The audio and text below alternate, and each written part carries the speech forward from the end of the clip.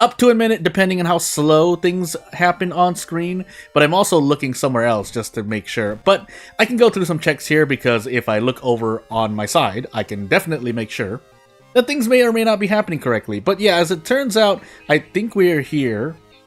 And we are finally going on. I was speaking for the last, like, minute, and my stream was not turning on, so that just made me really sad. But yeah, let's just get into it. So, I have the scoreboard as we get into Cthulhu Medical History, Character Exclusive, Random Item Stats. So let me just get into the run first. Because you know what I also didn't do? For some reason, I don't have the scoreboard pulled up. I was working on thumbnails, and I have yet to put all my thumbnails from the past, like, what, now 2 weeks? So yeah, I need to do that. But first, let me get the scoreboard up, because otherwise we're not going to know where we're starting at. I mean, I know the thumbnail shows it, but, I mean, to show it during the VOD or stream, if you're watching this live, then, yeah, it would be a good idea. Let's get rid of this discharge summary now. But, let me also just put the scoreboard on screen, because if I don't, that would not be great. So yeah, here we go. We are at a score of 2 with Ath, and that looks like Azal down. But we are, yeah, we have a lot to go. If I don't just get reset sometime during this thing. Also, let me know if my audio is a little wonky, because I did make changes to my setup, so I may sound a little different. If I'm getting an echo, then that's just me. Charisma, Dexterity, Strength, Takshisan, Second Mystery, and maybe a Knowledge check. No Second Encounter check. Maybe every single stat check. Definitely Takshisan near last, but we'll work with what we've got. I think I'm going to set the hardware store, as I set something really quickly here. And we'll move on. We'll move on. Today is the day. I mean, if I even do like 4 to 5 plus runs, depending on how long. Usually my runs in World of Horror are not more than 10 to 20 minutes. Even assuming I don't die sometimes, so, I mean, I think maybe I go above 20, but I don't feel like I do. Anywho, I think I'm just gonna sell this immediately. I wouldn't often advise that. I would actually advise for people to hold on to the medical kit, but whatever you feel comfortable with. I sell it because I don't want to prepare as much for funds, but sometimes. Sound fine so far? Good. That is a good thing. Arms, scissors, and nails. Bulletin, metamorphosis. Oh. Metamorphosis, nails, scissors. I might want to do arms, though. We are Miku, so I do want my Doom to increase somewhat, but really 20%. And if I don't have any Doom decreases, then I don't really want to push 40. I'd push 40 if I had, say, Akamanto and scissors, but with just scissors and Bulletin waiting in the wings, that's not something I feel too excited about. So, without further ado, immediately this is Doom, right? Increases Doom, but you don't want that. On Harbinger, at least. But we will into the hardware shop. We can afford to reroll. We are Miku here. We do have random item stats, so I think that shovel is a lot slower. This heavy-duty flashlight, on the other hand, is a lot better. So, we're taking it. If for no other reason, then eventually we'll be able to do Desperate Prep Strong. Especially with adrenaline, but without adrenaline, that's the only thing we can hope for. Nice 12 roll, by the way. We'll visit History Club once, might as well. Yeah, that's not worth it. I could Corpse Dust. Yeah, I'm gonna Corpse Dust. So this grants me extra experience on top of the medical history. We do need to visit the police station. The school is at max threat level, so that's an instant gimme. If it's different for Bulletin, which is not really, what is it? Hospital, max threat level as well. So yeah, we set the patrols to the school. Again, at least commentating through normal things. If I don't just end up going on tangents here and there, the first one being, I really did want to make another trying to play Path of Exile video, but I ended up not figuring out what exactly I wanted to, if I wanted to leave the name as is, and also as I prepared to make, you know, whenever I tried, I think the past, or just 4 out of those 7 episodes of Path of Exile trying to play, I ended up just, you know, using newer footage because I take footage and then I end up continuing to play Path of Exile, and then I'm like, well, now I'm sitting on new footage and a new build, kind of, because obviously I'm still in the gearing phase. I can do tier 14s quite stably, but that's usually where people, you know, start getting stuck anyway. So yeah, I can push 16s if I play really safe, but I definitely can't. I do have a Ziggurat map sitting on my now premium tab, so yeah. Anywho, though, let's focus on World of Horror for a moment, because we can't really brace into anything except for a kick, but that's not too great. Had to cough really quickly. I could gamble on a 50-50. Can I do prep attack? No, we can't. I could just swing really hard. But if we're really doing math here... Yeah, if I got an extra point of damage throwing using the heavy-duty flashlight, I could brace 3 times and guarantee kicks, but... If we're gonna do just as well, we might as well just make our lives faster and do this. We can't even add a kick, never mind, so... I guess we are just gonna do this in handcuff. Never mind, we got bonus damage. I'm going crazy. Well, either way... Oh my goodness, I almost missed that handcuff use, but... Either way, we get out in 3 stamina. That's really the bottom line. There's nothing really in World of Horror that I can remember at the moment, at least, where you would need to push for faster turns. Well, actually, there is. It's medical history. I'm on a backstory right now where you want to defeat things as quickly as possible. Sorry. But the -2 left for corpse. Yeah, I just happened to move my eyes over. And then there's also encounters like Obsessed Man. Heck, even Young Witch, even though she doesn't scale, she just out the bat just immediately hits you with -2 all on Harbinger, 3 all on Ithotu, 4 all if you're on the 4th mystery and Ithotu. I'm shrugging here, but that's the reality of it. We're gonna take... I was gonna say timeline A. We're gonna take scissors now. What timeline are we on? We're on B, so we don't have to worry about as much about our HP. But we do as well, but we don't. 5 bows, by the way, and let me take a sip of water. Oh!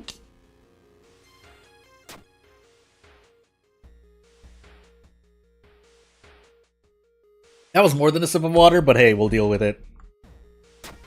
Also, just as another sneak preview, you know what, Demon Mask? As another sneak preview, there is a chance I get to pick up a sword and shield again, and yeah, you're gonna see how rusty I am as a 3rd fleeter in Wilds. And I say 3rd fleeter, I don't think that directly relates or correlates to try, but that's really when I think that is when I started playing Monster Hunter. Back when I was stabbing a Lagai or doing rising slashes underwater against the Lagai, Chris. That was interesting. I don't think we've ever gone underwater again, though. Have we? I feel like we have. Why do I feel like we have? Anywho. I mean, correct me if I'm wrong, but yeah, there were underwater fights in Tri, and they were pretty interesting to see. No underwater in Rise, yeah, no, not that I remember. In Wilds, though... I mean, once the day will come. Maybe 5 years from now, we'll be hunting in the sky. But until that moment, 3 bows and a clap. By the way, yeah, Try was their attempt, I assume, at underwater or different environmental stuff. Heck, I think that was that when Genran was introduced to the game, because that Genran was a special fight as well, where you started on a ship. I think that's where did we start loading cannons there? You loaded cannons and then you boarded the Genmaran, and I don't think you even really defeated it. You just hit it. You got resource gathered off it, and that was the end.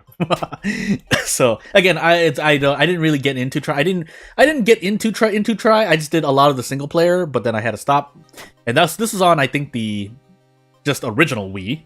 So I was swinging a joystick to do my sword and shield combo. And heck, even lateral slashes. I think we stayed at lateral slashes at the time. Definitely was doing a lot of rising slash. I remember that because, yeah, you had to do that in underwater. In Wilds, the potential is unlimited. Yeah, we'll see, right?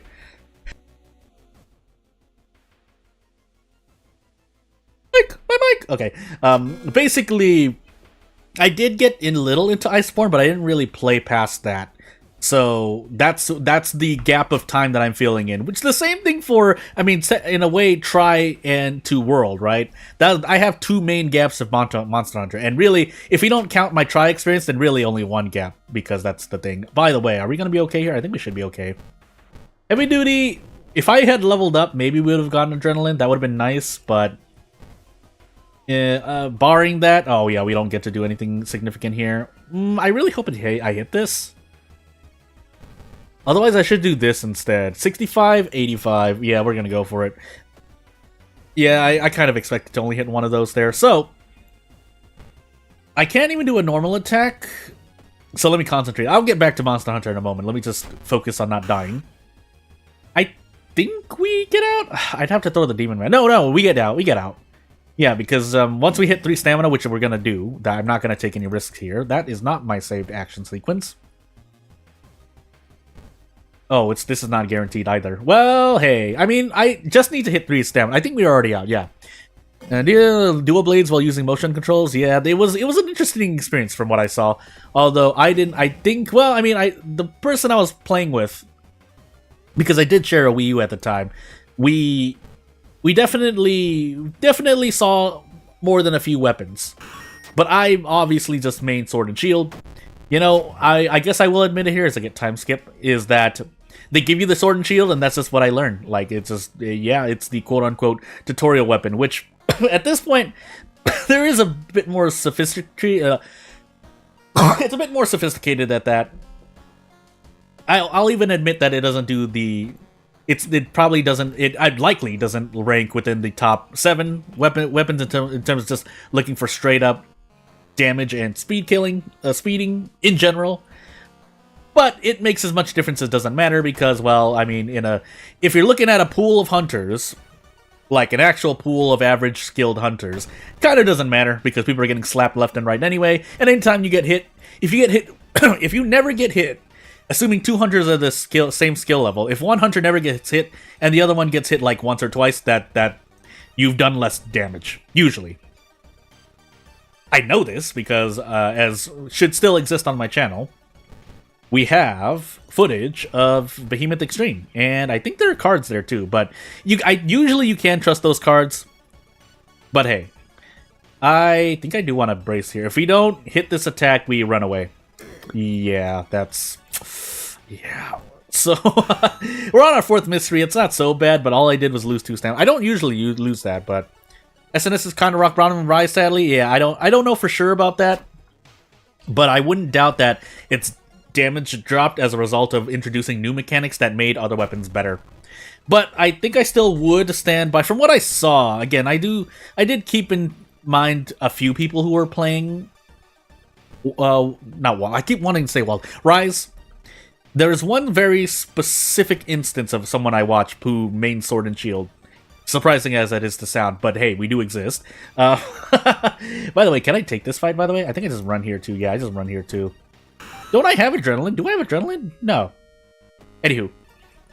Basically, you fill in the role that doesn't exist. Now, it's not likely most people are going to be aware of that, especially while playing Sword and Shield, but basically, there's a wide chasm of, hey, you know what you're doing with Sword and Shield, whether that's straight up damage, which is usually the path people take, or you, at least for me, but I know I at least seen one other person in the history of me watching Monster Hunter, especially when you're pugging, is that you fill in the role that doesn't exist. Now, usually you're a supportish type role because you're trying to pick people off the floor with life powder. We'll use the world example, but the other example. So let me teach, I guess, some SNS class 199 because it's not an introductory level, but it is kind of a informational one. So, for example, you have someone. Maybe you have hammer and you have greatsword in your party, and then maybe you add like bowgun. So, and then maybe you want to go for the tail because, well, I mean, yeah, greatsword can go for the tail, but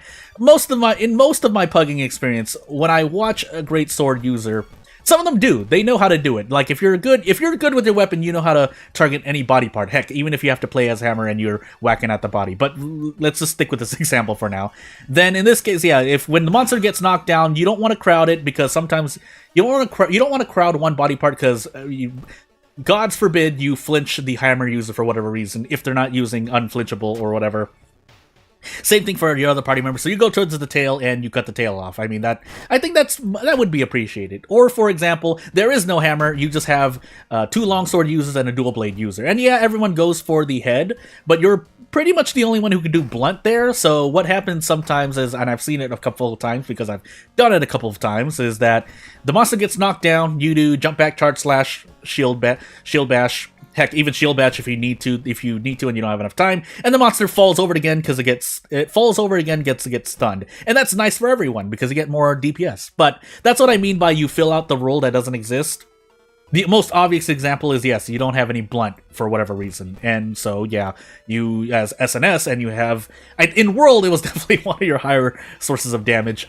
You have jump back, charge slash, but obviously again, like I said, if you're doing party DPS. If you want party DPS to increase, we don't want this fight actually, then you should focus on stun. And you can rack up quite a bit of stun. Heck, you could even go switch your gear if you need to, but I didn't really need to do that because I was confident enough. Usually, you weren't usually going to break a break point. But if you wanted to prepare like that, you could. You could make it easier on yourself. Time the stun and then stun the monster again while it's on the ground. Falls over again, stun this time, and then you just profit. You basically do what you optimally want to do. Also, we want to monument, and which is to put the monster in a stun loop, which is very, very good. Yeah, you could decorate for more stun. It wouldn't be the best for your own DPS, but if you can time things correctly, it does actually help out quite a bit. Because like I said, if a monster that's on the ground not attacking, no one has to dodge or do anything, then obviously, yes, your party's damage is going to increase. And so that's what you want to do. But again, this is assuming you're more in like a pug, because obviously when you're with the party of friends, you're probably going to be a bit more organized. That's not true. If you're in a party of skilled hunters, you're a bit more organized. In terms of, like, not skilled, how should I say? Communicating. If you're a communicative party, you're going to be a bit more organized. But otherwise, you just do anything you want. We're going to take the out of funds, by the way. I'm going to tree twice for stamina, and we'll just be happy with what we get. By the way, we are in footage? Is this footage? This looks like footage. It says mansion investigation, right? So let's hope we don't die here. I know I wasn't focusing that much. No, this is bulletin. I forgot. Oh my goodness. Do we have roads close by? Oh no. So yeah, it's hard. Well, I wouldn't say, yeah. You could still play every weapon to, I mean, just look at all my SNS runs on the channel for World back when we didn't have Wirebug. So yeah, I lived the solo life. I lived the solo life as an SNS, so I know for a fact it's not as bad as it seems. Heck, I mean, yeah, at the time when Kolve Turat came out, I did have to get some ML level. I forgot what it's called. I had to get some level, but I could solo that thing. I could definitely push it to final, even because there were strats you could employ as SNS, so I SNS solo Kolve Turat to some extent. And then obviously people figured out how to do it solo with every weapon, so yeah. It's hard though. I will admit it's hard for people who are not familiar with SNS. It is definitely an uphill battle. If you're not familiar with SNS, it's gonna take a while for you to kind of understand how to get the most out of your SNS. And again, the short version would be along the lines, "Ooh, am I gonna be okay here?" I guess we're gonna find out. Hold on, let me just focus for about 10 seconds. Yeah, we should be okay. Yeah, it can be quite hard to figure out. In vanilla world, it wasn't as hard because on top of just the utility dodge of jump back charge slash, then when you had focus DPS, you went into lateral slash combo, and that was pretty much, that's the simplistic way to explain. Also, did I visit the forest twice? I'm gonna have to say no here. If this is Doom, so be it. But yeah, you soloed Rise and Valstrike with hunting. Yeah, again, every weapon can do it solo. And if anyone doubts that, I mean, just literally go look at, just search it up on YouTube. And yeah, you might go, well, yeah, you have to have these and these conditions though. The main point was that if the argument is you can't do blank solo in Monster Hunter, allow someone's video to prove you wrong. Anywho, Charisma, Dexterity, Strength, Takshisan. Second mystery. Am I gonna be okay here? I know I survived stamina-wise. I know I wasn't also paying attention too, but it's the Nuzlocke. It's a chill video, but it's a challenge, but it's also chill, but it's also a challenge video. But anywho. Yeah, I'm excited for Wilds, if I can get to play it. It'll be weird because I'm going to be playing it on PC, and this is going to be the first time I play it on PC. I'm definitely still hooking up a PlayStation controller if possible, but hey, I think we should be fine here. We don't die, right? I'm gonna throw the shovel just to be sure. But I think I definitely do a thing here. I'm gonna go for... Oh, I can't go for 2 attacks. Okay, I guess we just guaranteed the 1. This should be guaranteed, though. The question is if I... Yeah, we don't have the 6th floor. That I remember. I think we have the 2nd encounter check, but after that, we should be pretty much okay. Unless I missed this 90%. Okay, good. I threw the heavy-duty flashlight. Goodness. And then my second mystery was scissors, because I did nails to scissors to metamorphosis, and I arrested the boss of nails. So yeah, hey, it's a Cthulhu run. So yeah, Cthulhu run, and we'll update the scoreboard and move on with life. Unless I had it, but no, I think, yeah, this is a new run. Anywho. I'll show you the scoreboard real quickly, and then we'll move on with life. But yeah, if I do, I mean, I'm not going to say I'm not an amazing player, but I think I do pretty well. Again, I have a resume, and it exists on my channel at the moment, so yeah, we'll see what happens at that time. But until then, there's going to be a gap of like 6 months, and then me doing I might not actually make it, because I've been busy doing a lot of stuff as we get to another Cthulhu run, World of Horror character exclusive, Moriko. But again, I'm not going to put out a bad quality product if it's bad quality. It is disappointing, but among the two evils, yeah, it's the evils that is don't come out with anything or / delay, or come out with a bad product. And in this case, it would be a first impression project because it really would be my first bigger game, but yeah, let's not make it anything. And it's not really like, it's not some lavish thing like, oh yeah, it's come out. I'm just gonna put out a commercial project. It's gonna be like a couple dollars, $3 USD tops, and that'll be it. Charisma, Dexterity, second Takshisan, and Strength maybe. But we're Moriko, so we'll just eat the 2 reason, 3 stamina. Among other things. We'll set illegal then, that for sure. Not even, yeah, 99% doom dying on stamina, because I technically could have died on stamina if we had freak accidents or stats happen, but yeah, we'll see what happens. Because obviously I'm going a bit harder on this channel as well, so yeah. But obviously game dev is my main source of, focus right now in terms of actual work, so among other again, I do other projects, writing stuff, this channel, gotten some interesting things here and there, so we'll see how things turn out correctly. Mermaids, botanists, sailors, nails, foot. I mean, just to say it all right, I did get a Steam key for the Corpsman, which is $20 USD. Currently, still on sale because it came out of early access, but that's the plug I'll put in there. Not sponsored, by the way, but can you say that?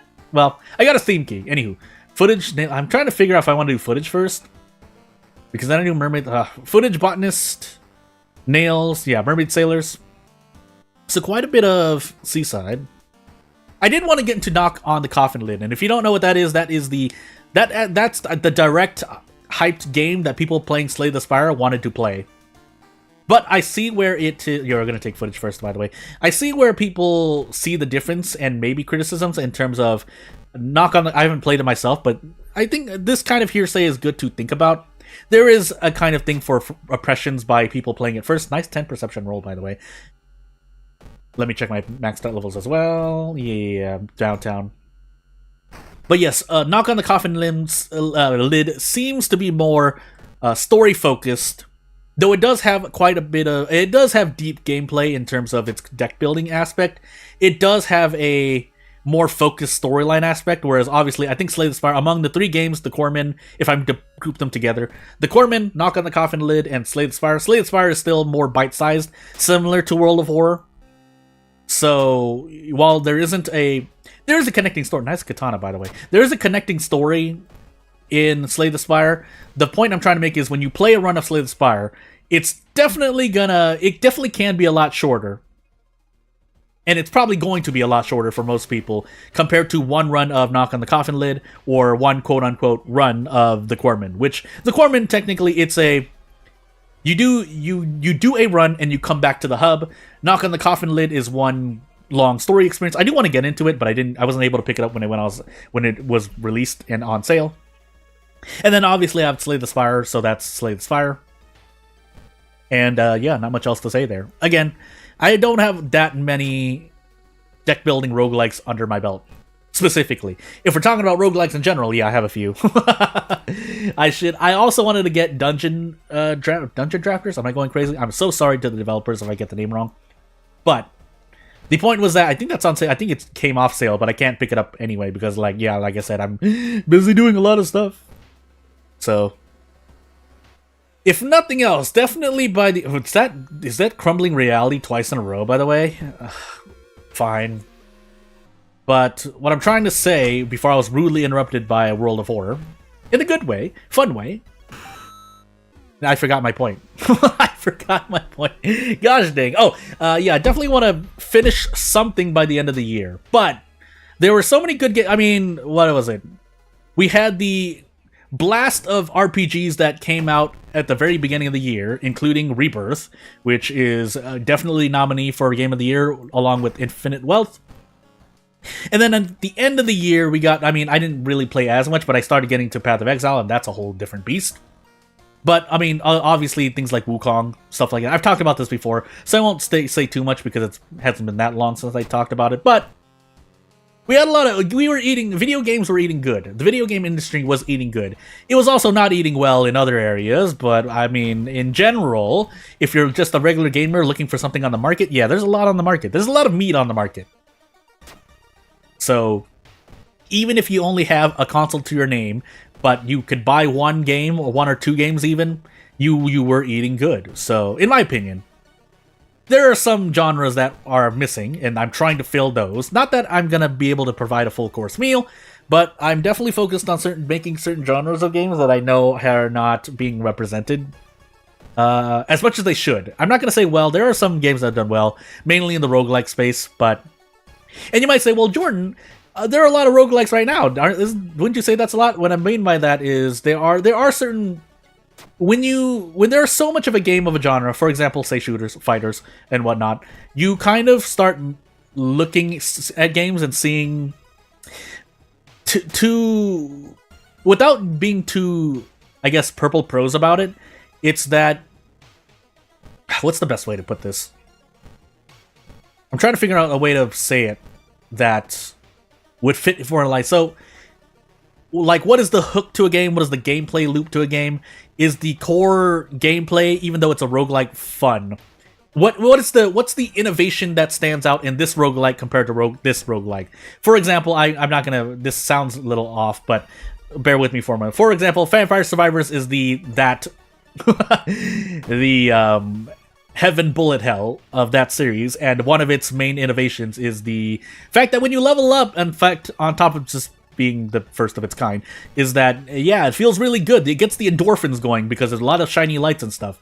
And hey, as it turns out, again, if we were to believe... I think it's pretty trustworthy, but the developer used to work on slot machines, so they have a background there. So what's the difference between that and something like 20 Minutes Till Dawn? Well, 20 Minutes Till Dawn has, at least aesthetically, it has a certain feel to it that looks, you know... I'm just going to eat this in the face. Yeah, I'm just going to eat this in the face. Do I eat this twice in the face? Yes, because I'm going to throw the old shotgun as well. But, yeah, 20 Minutes Till Dawn has its, well, 10-20 minute version of itself, on top of the character progression being a bit more pronounced, as opposed to Vampire Survivors, where a lot of the time, if you play that game for long enough, you golden egg everything. But in 20 Minutes Till Dawn, you have different characters, and they each have their... Oh, they're a bit more distinct. Again, well, this is only 2 games, but you get where... I think you get kind of where I'm trying to go with this.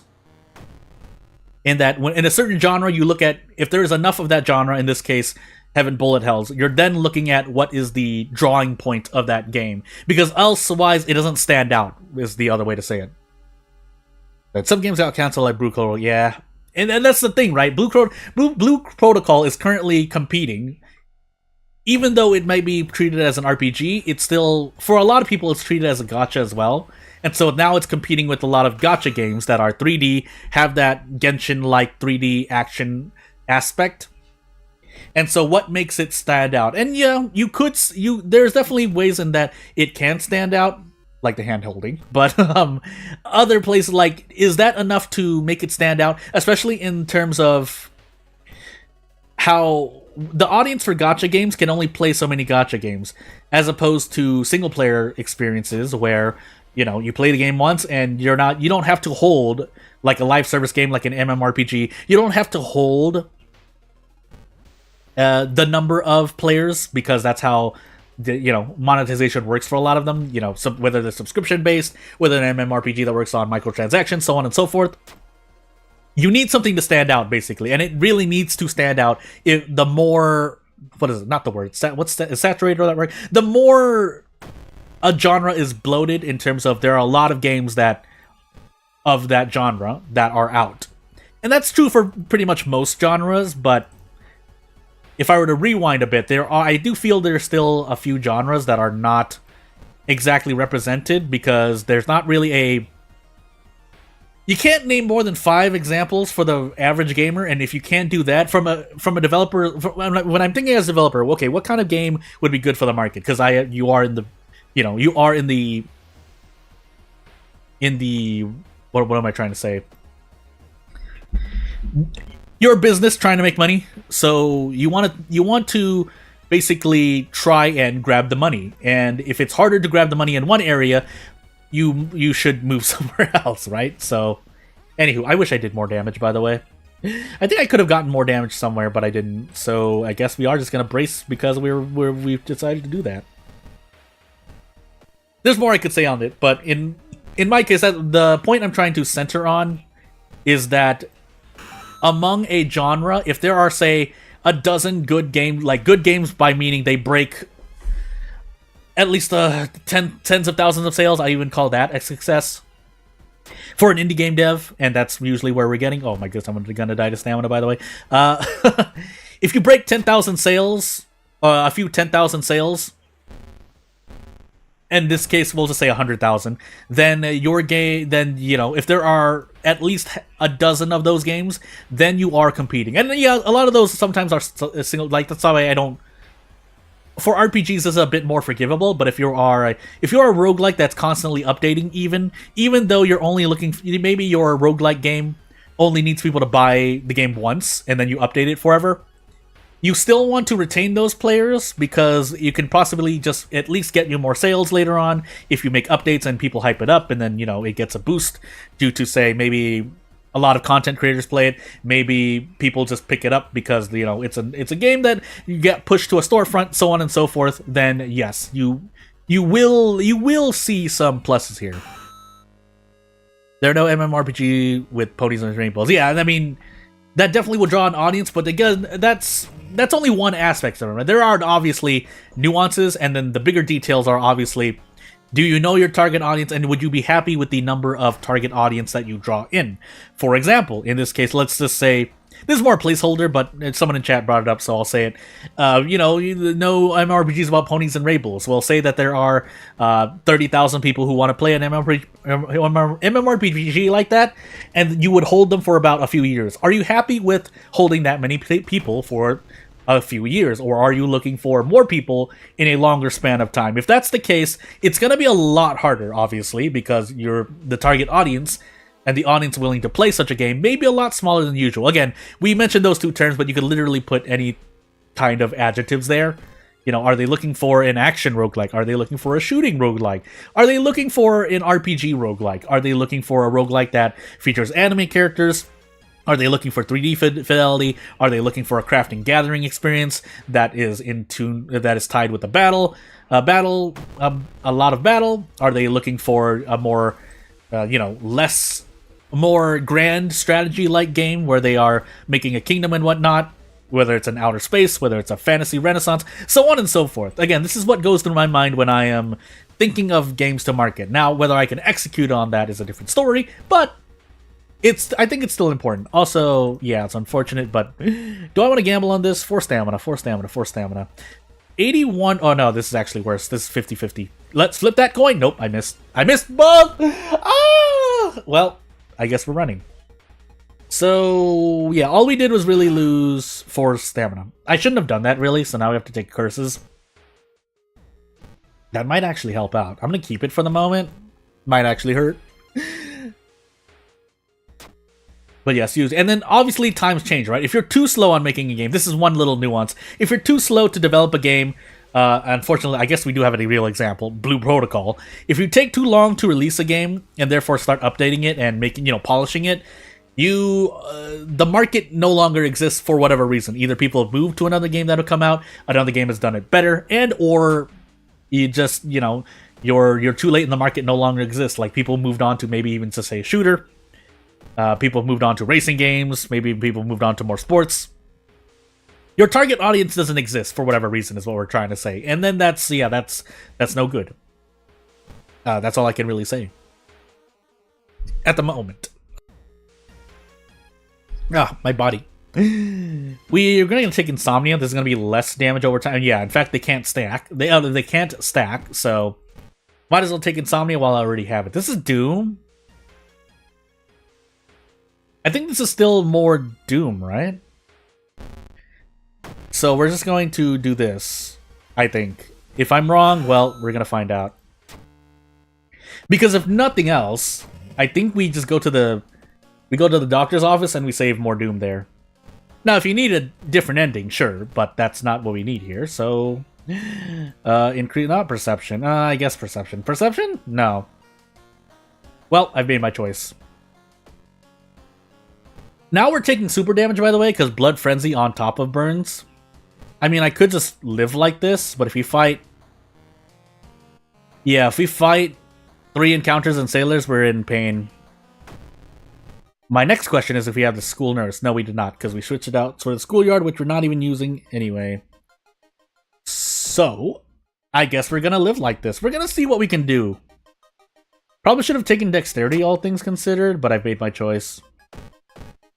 So, yeah, let's find out. We're probably taking upwards of 6 or 7 damage. 5 in this case. We get really close, but yeah, maybe we can only take 2 stamina damage, because that is... Yeah, that is 10. I was trying to brace. Why did I lose my brace? Yeah, we do this. We take 2 stamina damage. That's fair for the moment. As we get a mangled hand, so never mind. I lied to myself. Roll on 81%. Oh my goodness. Well, this is how we get reset here. And yeah, I'm going to show you the scoreboard. The reset scoreboard really quickly. I should know better. I guess I was kind of feeling it for the moment, and I shouldn't have been feeling it. I should have controlled myself and been like, that was 81%, right? Because 90% to 90%. I had to hit both 90% to get out of that, but yeah. I mean, whether or not I was weak to katana, it could be weak to katana. I needed to hit both. That extra point wasn't gonna save me. But anywho, as we get into our next run here, I'm doing a little thing where I'm recording on top of the stream so that I can, I can have a local copy without having to download. And even if I download it off of this platform, the quality drops because pixelating and stuff, rendering. Anywho, Yogata 7th Curse, all perks, Haru. Which is going to be interesting. 7th Curse, though, we start with funds for the thing, and we don't particularly need allies, so this is actually in my favor for the moment. Every single stat check immediately, second encounter, second to last, and maybe a light check. But the most important thing is we set the vending machines and move on with our lives. So, yeah, take experience, nothing else to grab. Check the TV twice so I don't give my eyes pain. And we'll move on. So, Arms, Ward, Festival, Hell, and Akamanto. Well, as much as I want to take Arms, I mean, I guess I can. Akamanto into Arms into Ward. I'm going to take Arms first instead. So, Village and Forest max threat level. And we have Akamanto, Ward, Household Hell, and I forgot the other one. Well, we'll be fine for the moment, I think. I'm just going to set the Forest just to be safe. More importantly, we're getting a pair of handcuffs here, but might as well use the police patrols while we have them. We grab one of the best personal items in the game, and then we grab a pack of cigarettes and be happy. Now, I'm still going to take a risk here and walk forward 1 or 2 investigations. But, it's usually to my benefit. Like, I don't Okay, Gambler's Fallacy. I rolled an 11 on strength there. No way I run into an encounter, right? I mean, if it's a ghost encounter, it doesn't matter. I'm going to run away. So, theoretically speaking, I could have just taken... I'm going to walk 1 more step forward. And, yeah, there we go. We finally lose reason, so we get to do that. We even get funds in the meanwhile. But... Yogata could shoot the Doom increase to painful levels. Is this reason? Why do I not remember this? Anywho. We'll move on. So I have to remember. Well, there are 2 things I definitely need to do after, taking a small little, pretty much lunch break after the end of the stream. Is that so we ran into the Twisted Corpse. Well, I mean, 8 damage per turn, 3 reason. You know what? I didn't actually notice that. I really get this. All right, cool. I'll do that, though. But okay, what I was trying to say, let me just finish the thought in case I forget. We... I'm even forgetting. Oh my goodness, my mind. My neurons, help! Yeah, I need to do my thumbnails for the mostly streams that I did not make thumbnails for. And then second, I want to immediately do another Path of Exile video. I was really hung up on just naming it something different, but I think I'm just going to make it Trying to Play Episode 8. The problem is that as the video, is being, I'm transferring data around because I'm using different setups and, trying to make sure things work. I play Path of Exile and I'm like, I have new footage. I want to record more footage. I've done that, like, again, at least for 4 trying to plays and definitely a few times after that. Can I hit these kicks, by the way? And so, yeah, I'm just sitting on footage and I'm just becoming sad. But yeah, having fun at PvE, and then yeah, the next update is, yes, I finally got the stash tabs. I feel a lot more powerful, and that this currency. I'm missing so many kicks, by the way. I should have just done this at this point, but it's too late. And yeah, that is, I'll admit, Path of Exile is cutting into my dev time, along with other projects, but thankfully I'm not indebted to any entity to work on a product. So yeah. Yeah, also we had Ward, that's right. I might want to invest in a hospital pass. So we'll do that now. By the way, we are on Nakamonto, so stash tab is necessary, you understand now, because it's not fully free to play. Yeah. So anywhere from, well, I think upwards of $80, so that would be a $60 supporter pack plus the first blood pack to get all, pretty much, I think that's all the stash tabs if I calculated correctly, on top of maybe a bundle of premium, but you get the point. To get every single mechanical tab would cost upwards of 80, but I think with 600, sorry, we'll use the point system in, I was about to say World 4, Path of Exile. You are, yeah, you're gonna get everything, but the extra 20 will get you extra tabs, if you need them, but definitely at least one premium tab. I forgot if any of the bundles come with a premium tab, like, in terms of mechanical. I don't think they do, so you have to go out of your way to at least upgrade. And that's what some people recommend, depends on your budget. But yeah, anywhere from 30 to 60, 20 bare minimum. But I think 30 to 60 is the comfortable one. Or 30 to 80, sorry. And it depends on how much. So in a way, it is already providing its... Path of Exile is already providing its worth in terms of... you could buy the base game for $20 to $30, quote-unquote. You don't have to buy the game. This is a theoretical talk about buying stash tabs in-game, which will help you manage your inventory a lot. Because, and I'll speak about this more in a moment, as we're kind of autopiloting through. But, yeah, 20 to 30 to get the tabs you need, definitely the currency tab. And then after that is your choice on really what you decide to focus on. Oh my goodness, I should have just, I don't know why I was confident there, so in case you didn't see that. We missed kicks. Anywho. But yeah, up to 80s gets you every single mechanical tab you need, plus a good handful of premium tabs. We died here because I didn't rest, and I didn't think I was just going to lose stamina, but you know what? We're reset anyway. And yeah. But yeah, what I mean by it, so you buy the quote-unquote, buy the base game for Path of Exile for 2030, which will roll into Path of Exile 2 to some extent. And then upwards of 80 for a quote-unquote deluxe edition, where you have a bunch of stash tabs that help you organize things. But again, value depends on the player, right? If you don't like using stash tabs, or you're only going to play for so long, there are many different factors as we get into Attack, Cult, All Perks, Random Item, Kyrie. Then, you don't have to spend any money, or you want to spend more money. Shrug, that's all I can really say. Second, light. Dexterity, Taxi, Knowledge. We'll play with Knowledge.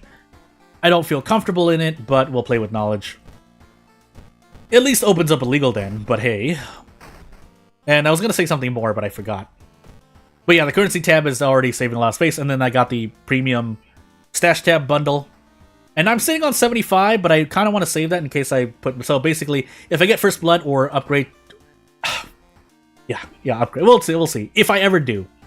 Otherwise, I should just spend the remaining 75 points now, but I'm not going to... I don't think I'm going to. I'm usually very frugal with my purchases, so...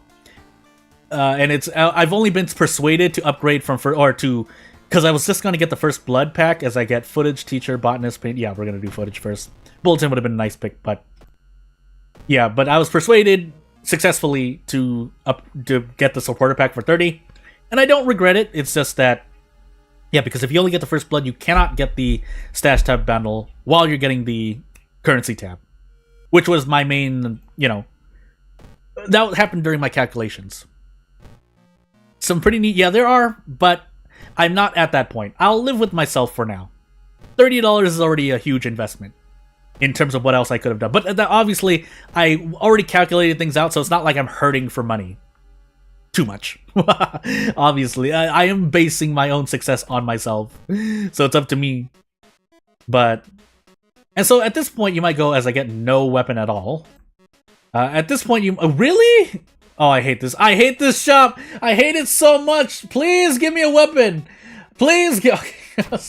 I could have used the cursed doll, all things considered, but oh my goodness. Thankfully, we're on random item stats.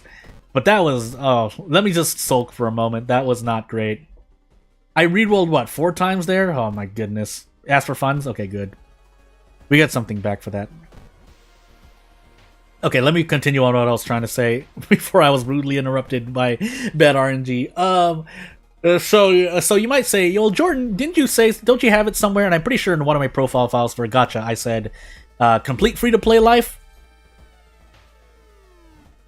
Yeah, sure. If you want to stay strictly by that, just the objective wording there, then yes, I have broken my complete free-to-play life. But there are certain nuances I'm still saying there. So, because in the games where I say that, because I didn't say that for Path of Exile, I will never say that for Path of Exile, by the way, it does the one thing I do like where it, even though some people don't like it, I say if you're paying for a skin, I don't really call that not in free-to-play life, if you're not buying anything else, but I don't apply that to Path of Exile anyway. We're mentioning gachas here, like, gotcha. You know what I'm talking about. I think you know what I'm talking about. Flashbacks, by the way. Yeah, well, no. But in most gacha games, it's actually, if you're not free to play and you're spending money, you are getting I'd say you're getting a bigger advantage in those gacha games than you are in Path of Exile. But that is a more opinionated statement. That's not objective I think. So if you're going, well, Jordan, didn't you say you're a complete free to play? Then yes, I'm no longer a complete free to play because I spent money on Path of Exile to get stash tabs, which you could argue are not necessary. But again, that's kind of where I am. If you're looking at a spectrum, I'm in this part of the spectrum where I'm like, well, I wouldn't say it's pay to win if you're paying for stash tabs in Path of Exile. Anywho. Because what are you willing... It's not like you're not actually, competing against players anyway. And while you could argue the same for some gachas that don't have any PvP, I'm saying, well, again, my point on the spectrum is you're still getting a bigger advantage in those gachas, on average, compared to PoE. But yeah, gacha is a scam. Money you spend is uncertain. You may get what you want. For PoE, you buy and you get what you want. You want it for sure. Yeah, and that's another part of it. The gachas it's a gacha, so you're not guaranteed to get what you get. A save for a pity system, but if you're pitting something, you probably spent at least $200 minimum. I wouldn't even say 100. I would say 200, but it depends on the price. I'm as a complete free to play in gachas. I don't know. I've never crunched these numbers intensively, so I don't know the exact number. But I think you still understand the point I'm getting at. And again, there are differences. I just don't know them off the top of my head. So yeah, and in PoE, you know what you're getting, you get what you want, and it stays with you. It stays with your account. Whereas opposed to certain gachas, you spend that currency drawing on a gacha and it goes away, and if you don't get what you want, sadness. But I mean, the companies are in their legal right to do such things. So actually, at a certain point, I can gamble here, but how much I want to gamble is up to me. I should have used Protective Carvings, actually. In fact, I'm going to use Protective Carvings, but I'm just going to run away from this. Never mind, that's right. Katak. So, instead what we're going to do is just take 2 all to the face, probably. And gamble. We have a good chance of hitting all 3 attacks. It's a coin flip, but, Of course, I'm going to miss 2 out of 3. We're reset anyway, so you know what? We're just going to throw the dice. If I miss 2 attacks, I die here, by the way. I thought I was on sudden death, but I guess not. But we do die at the end of this because the game reads it. And so we are on sudden death. If we were not on sudden death, I think we wouldn't have died there. But anywho, we're reset anyway. There's not really anything to show you. Yes, also some of my focus being taken away as we get into Katak, Eldritch Parasite, Character Exclusive, Random Item Kana. Oh, we're dead here, by the way. No, that's right. We have Doom. I keep forgetting that you have Doom as Kana. But, okay, so since this is kind of a house rule anyway, as we have second Dexterity, Takshisan last, definitely Knowledge and Charisma. But on Eldritch Parasite, I don't mind using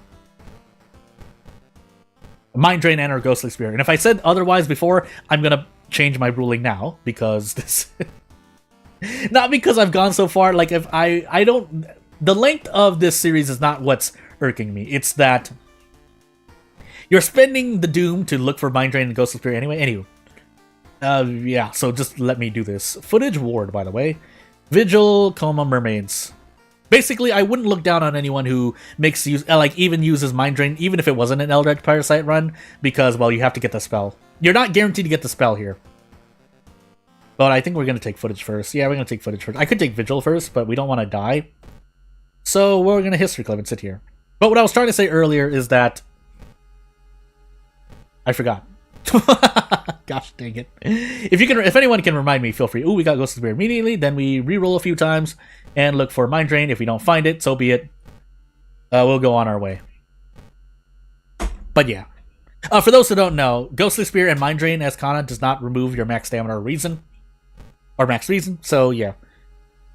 But yeah, Path of Exile is sufficient stable. Now, you don't own anything in either Gacha or Path of Exile specifically, but the nuance there is that Grinding Gear Games, hopefully I'm getting the name right, Grinding Gear Games is probably more likely to do something for you in case they ever take Path of, or all of that away, as we roll a 12 on luck, by the way. As opposed to Gachas where it's just like, shrug, we're stopping the game, there goes your money, so... I feel, right? Like, I don't feel I'm wrong in saying that. Or I definitely feel it's more likely that Grinding Gear Games is a bit more sympathetic in terms of, oh, we have to do something that really takes away the microtransactions for whatever reason. As opposed to, I would say, 90%. We're being very generous here. 90% of gacha games that just say, shrug, we're closing the game. Shrug. So, that's that. And again, it's already lenient. Like, if this were a good handful of companies... or what are devs and or publishers or whatnot, if that were behind Path of Exile 1 as we move into Path of Exile 2, it's sad to say this, but I would definitely assume that moving into Path of Exile 2, they would have made it so that your microtransactions do not transfer, any of them. Whereas Grinding Gear Games has come out and said, at least a good, like, the ones that make sense, but at this point, let's say 80%, including all of your stash tabs, will transfer over. I'm shrugging again in real life. I feel like that's more like 75% more likely in this situation than if most other companies had the decision to say otherwise. Yeah, GGG are more ethical, yeah, and that's very readily apparent. Like, even without knowing any of the people there, just look at their actions. That's mainly what you should judge things on. Actions and results, in this case, in terms of if you're looking at, prospective value in what you're doing, in this case, microtransactions, and whether or not, how much you get out of it. Because, again, there is a kind of a nuance here as well, in that even if you spend money on something and, like, you're burning your money, there is such thing as, not materialism is the other side of it, but the experience you get of it. For example, a real life example would be, hold on, let me think about this for a moment. I'm looking at Coma. We'll take Coma now. Real life example where you take a vacation, and yeah, you spent money just basically going out, where you could have spent that money on, say, a car or something material, but you go visit, you do tourism, you tour around in foreign countries for the experience, right? And that's, in a way, you could call that material-like as well, but you get where I'm going with this. And if you apply that to, not just microtransactions video games, but video games where maybe you buy it and you don't even play it for a lot, but you have it on your shelf, or digital library in this case, then yes, you have material, but you didn't get much out of it, but it is still an experience to buy a game. And obviously you see this a lot with bigger content creators and streamers that buy a game that's going to die. So while they put in like $120 for a digital Ultimate Deluxe Edition, the experience that they got from that, along with, any positives that came from their brand, because they, a million people watch their videos or streams, then yeah, you did a thing. So what I'm trying to say is, as we wrap this back to Path of Exile, is that if Path of Exile did close right now, for whatever reason, and we lost all of our stash tabs, then yes, that would not be a very good prospective value. But if I played Path of Exile for, 10, like, if I had played Path of Exile back in 2013 when it came out, and played up to this point and only spent, like, what, $60 on stash tabs and whatnot, heck, we'll even throw in $120 over the span of 10 years to get like a lot of stash tabs and all the tabs, but then the game closed and I lost all of that, I would say, okay, fair enough, because over the span of 10 years, I spent $120 and got this experience.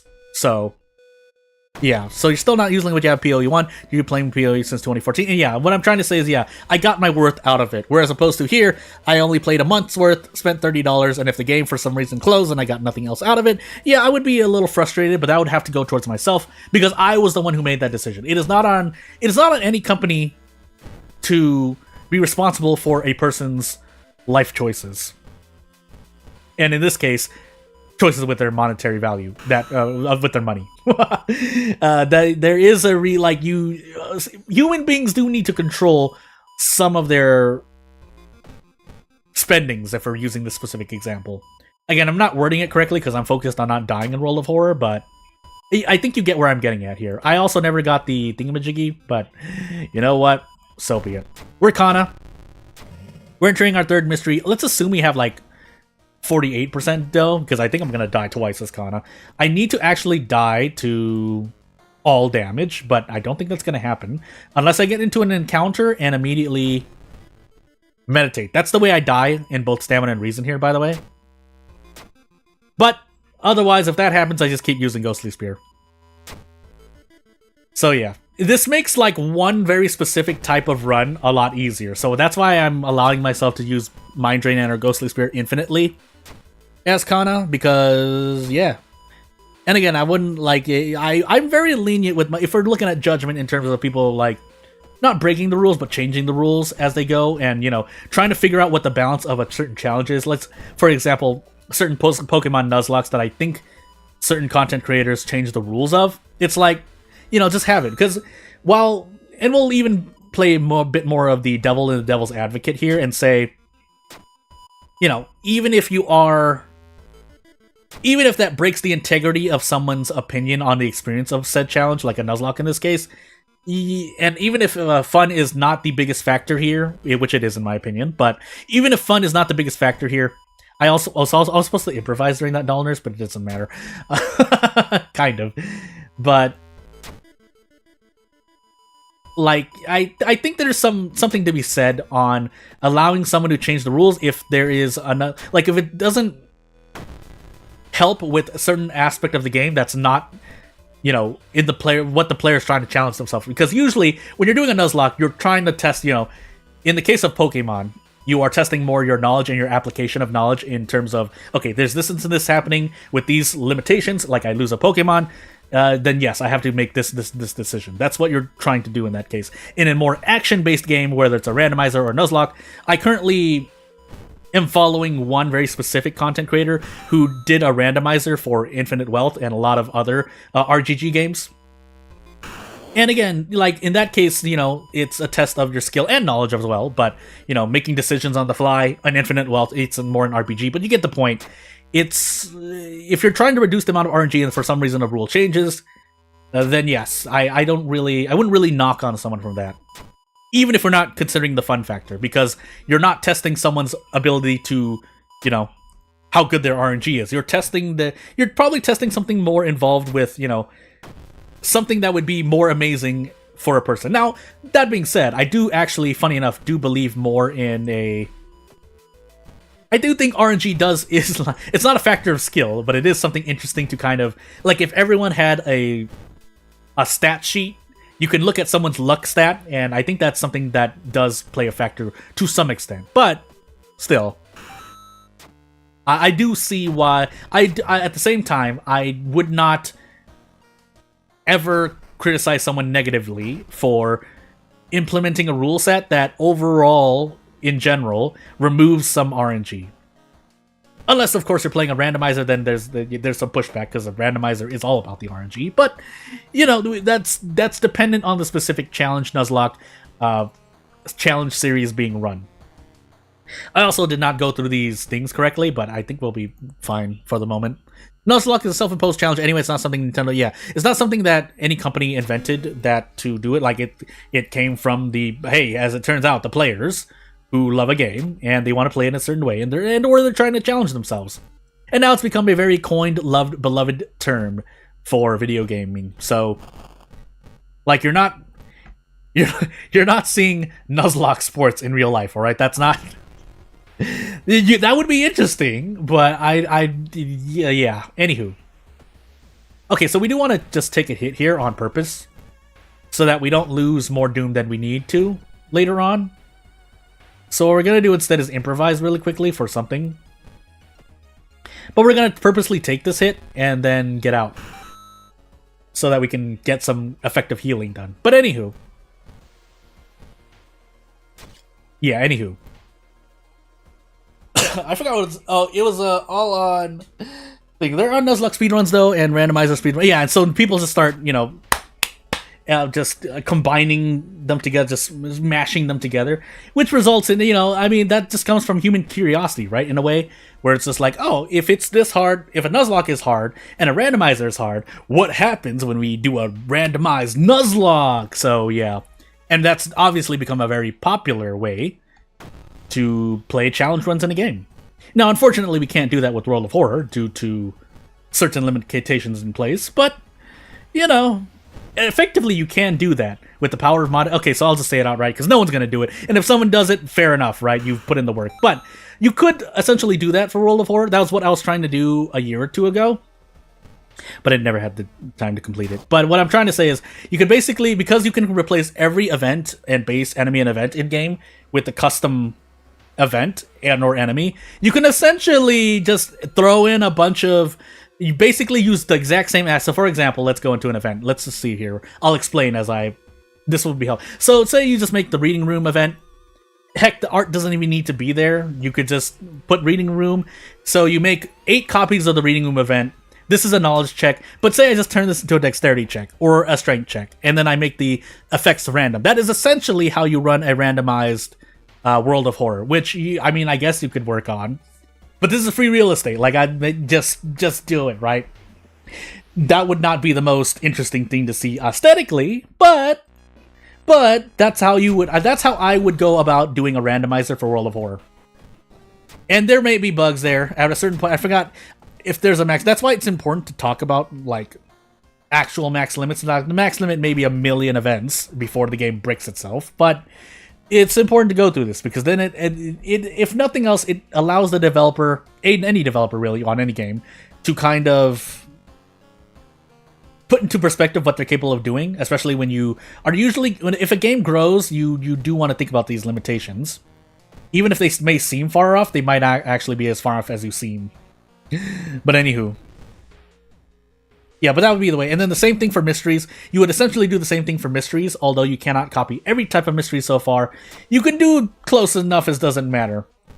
Like, you could, because you can basically X out mystery locations on the map, you can essentially make a watered down version of Festival. If not that much. Like, if you don't even, like I said, you don't even have to do that much. You can just replace every event with a custom event that is, you know, looks the same, but you have 8 different copies that look the same, but when you press an option, presents you with a random check, presents you with random, quote unquote random. These are pseudo random, but you get the point. You don't know what you're gonna get. So you could have a dexterity check and it's like, oh, it's a dexterity check, but this time I lost Doom. This time I lost 3 Doom. This time I lost 1 Doom. And yeah, and then you multiply by the number of events in game. But you get the point at this point. It is a randomizer for the sake of being a randomizer. But for most games, usually you mod in the random part. And that is the whole question, isn't it? How to do so. Whether it's Skyrim, whether it's Pokemon, whether it's an RPG game, whether it's any game, whether it's an RPG game. A lot of RPG games done this. Yeah. We just want to do this, by the way. We might actually die here, but that's perfectly fine. So, I know I shouldn't say that, but I mean, what else can we do with our lives? So we do have 8 strength. Do we care about charisma? We don't have a light source either, no. So, but I do survive on reason no matter what. It's the dexterity and knowledge I die on, so we're at 87% Doom. I did forget my second encounter check, and we have the 6th floor, so I actually could die here. Because I was too busy talking about anything else. Oh, we don't get any... Oh, final stretch does nothing. We'll take charisma, because it's the only thing we can take. And away we go. So yeah, yeah. Just moving on. What do we do here? Oh, I did a thing. I don't even remember what I did.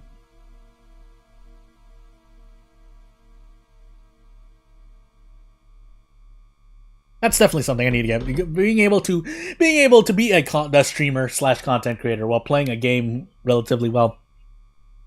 I want to say I did. Why do I think I did Vigil second? Because then I did Ward third, right? Yeah, no. I'm going crazy. I'm gonna say Vigil, and if I'm wrong, sadness. I mean, that's on me. But well, if it wasn't my third, it was definitely not my first. So it had to be third, which means that my second encounter has to be something in either footage or Ward, because I assume I took Ward second then. There's no way I took it fourth. Takshi-san just gets speared here. And if we pass the second encounter check, we do survive. But the problem is surviving. So, by the way, I have infinite max stamina, max reason to use on Ghostly Spear, and I still nearly died here, by the way. So if footage was first, we could have actually fought... Yeah, I have no idea who it was. It's not the Forgotten Patient. I don't think it was the cult member. That's part of... I have Eldritch Parasite. I don't know why I had to look at that. No, footage has a village investigation. I could have fought the cult member. I don't remember at all. So we're pretty much rolling out 33%, right? Because I don't remember at all. I mean, if the village is first, because I would have had to... Yeah, no, I would have... The cult member would have had to have been first, right? If I took footage into...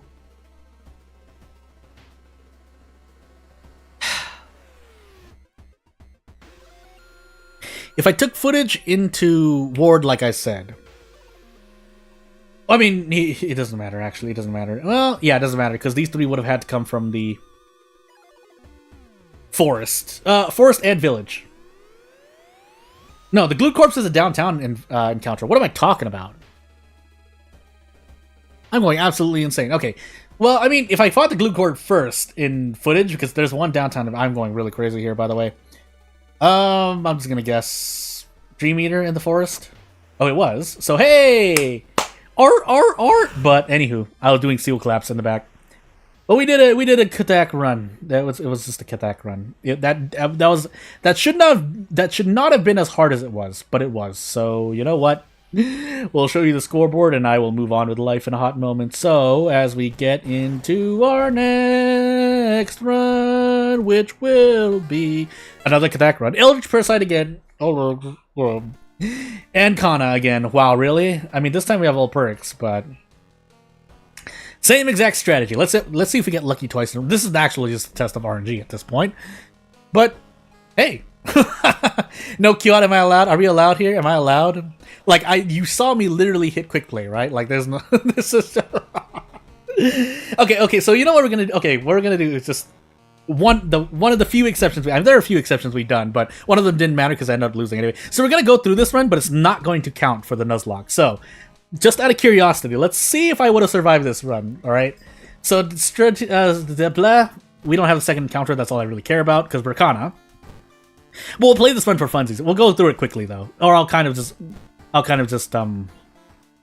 do a thing. What am I trying to say? I'll autopilot through it. So yeah, we'll do that much. Yeah, now the game is it's like we'll just go through this run.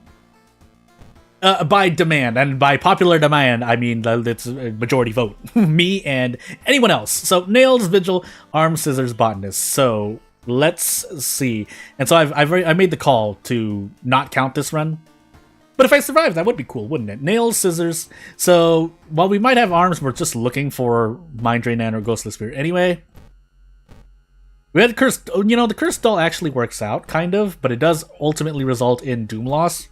Because I will lose enough thingamajiggies. Throw to Flame technically as well, but we're looking for just 2 main spells. I mean, it's not the exact same run because I have all perks this time, but yeah, this is yeah. Near enough, it doesn't matter, right? Because all perks, sure, but... Okay, so this time we're working with Mind Drain. Less damage, but, it's a thing. It's what we do, and because we're on Eldritch Parasite, we don't even get to profit from Mind Drain. So that's why I say I don't... Like, if I were to... I would not knock on myself to allow myself Mind Drain and Ghostly Spirit Arcana on an Eldritch Parasite run. That's a very specific set of circumstances required. And we rolled a 10 on the Katana check anyway, so you know what? Fair enough. But as we get this bite and move on, we will die if we zero stat, by the way, so that is something I want to pay attention to, but we're just kind of taking checks here because I'm just taking... I would have taken these checks anyway. I swear it's not because I'm not counting this run as part of the Nuzlocke. By the way, we're on 22% Doom already, so... How healthy am I really, right? So... I'm going to try to go for a thing. We did not do it correctly because I accidentally went the wrong way. So we take 5 Doom for no reason. I would have still... Again, you just have to trust me when I say I would have done this stuff if I were not...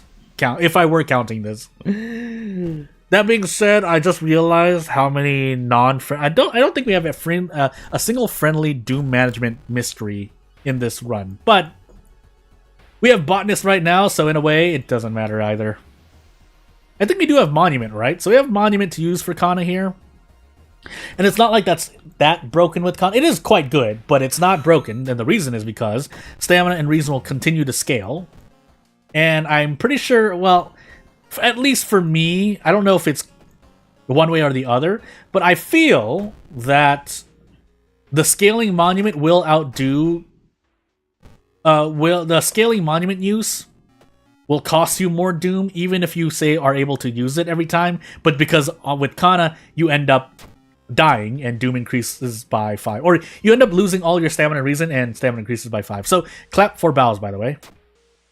We roll a 12 on Knowledge. Okay, this run... I think we would have... As I fail more of my events, the odds of me... like, if there's a stat on screen that says odds of survival... that actively updates like a poker, televised poker event, it would be plummeting right now because I am continuously failing events. And we're not even on Ill-Fated, but anywho. We'll do this because we have the luxury to. She was only worth 8 experience, but meh. And away we go. I mean, not that there's much happening. It's 2 Mind Drains, and then we just get out. So...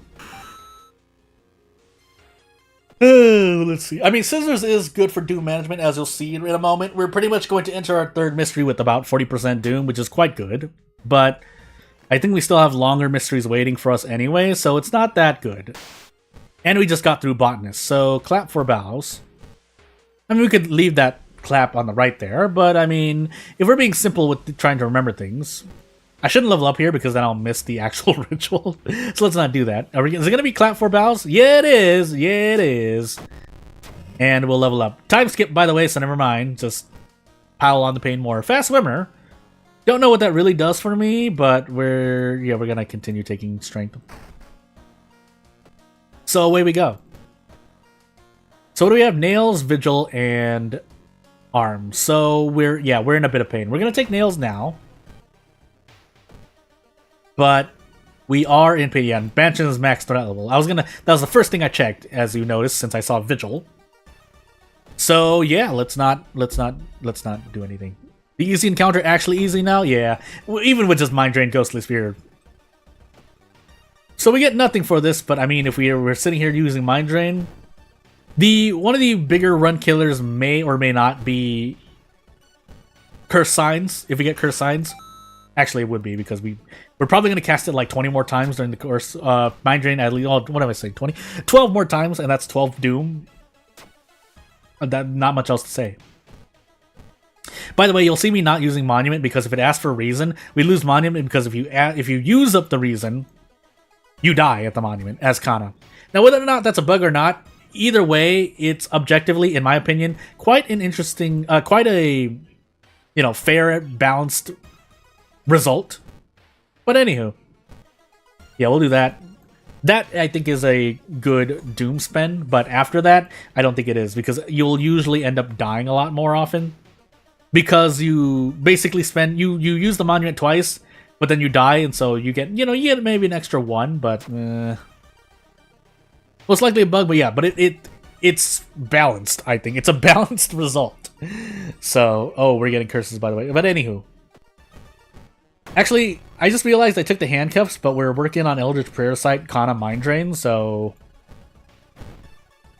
I'm struggling in real life. So, by the way, though, you are using at least one of these... Well, you're using one of these max cost spells 20 times. I know this because I've gone down that far while running either or both. So yes, getting Curse Signs would probably be around a 10 Doom increase if we assume you get it near the middle of your run, but it depends on what you run into, right? And if you run into anything at all. Looting Ghost, so, a Ghostly Spear would be nice, but anything else, really. Heck, even, I think, technically, Expel Evil would be a good value here, because we don't die. Anywho. I wish. Oh, we did. We did succeed, but we're not out of the woods yet. Give your life to the old gods, that makes sense. Yeah, and then you just end up... Well, Kana has infinite lives. That's not what happens here. We'll grab the Vigil Pamphlet because we don't want our Doom to increase. That's the only way we're going to die here. Aside from, insta-kills. Or, Stamina 0, Reason 0 bugs that kill Kana here. But you get where I'm going at. So this soft drink is doing nothing for us. I should just sell it. Flashlight for perception. Our perception was at 2, by the way. And we'll equip something with more damage. That way we get more bang for our buck on a Prep Strong or Desperate Prep Strong. And here's the Rumu Ghost that we just completely obliterate with the power of Mind Drain. We're going to drain your mind, Ghost.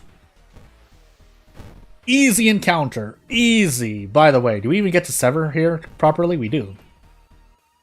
We know the Ghost Ritual, but we don't want to take damage and die and lose Doom. I did forget for a moment, but when I say that now, I was like, oh yeah, I could Ghost Ritual. Wait, I'm taking damage. Again, my reasoning is because I don't want to lose Doom. Or just outright die if the game tells me to die because of a bug. Because I don't actually know what happens there. But let's assume that what's normally supposed to happen happens. Yeah, our Doom increases by 5 because we just take the hit to the face. It's all damage as well. Which we do want to die on with Kana, but... Yeah, now that I say that, that's actually not a bad decision. Well, alright. Well, it's too late. We're already past that. I'm just going crazy. The one piece of advice I usually take as Kana, I proceeded not to take. Because for some reason I thought, yeah, when I was saying the thing about the Rumu Ghost, I was like, oh, wait, reason damage. Wait, it's all damage, because that's the reason why I meme about it being a quote-unquote easy encounter. But anywho, still though, we'd be hard-pressed to die here. We could still die, but we'd be hard-pressed to die. I know that phrase didn't make any sense, but basically, our chances of survival are still actually higher than we think. But it's not exactly, not low either. I used a lot of bumbling words here, but it's fine. That being said, if we die here, we can if we die here to stamina, we can visit the monument again. That's the one positive that comes here. And we can do that because we did that. Overall, Doom does increase, but what I'm trying to say here is, well, never mind, that's for a reason, but we get to manage Dooms to some extent. But yes, I should have been watching out for all damage. I was not. So, although we are in arms, so no threat level, low threat level, but usually no threat level at all. We're not at high, is what I'm trying to say. But we can effectively be at 75% Doom. So yes, that Rumu Ghost play could end up costing me here. But until that moment, we're perfectly fine. Oops, I clicked out of the game because I moved my mouse too far away. Oh my sweet goodness, what is happening? I opened up Audacity. Goodness.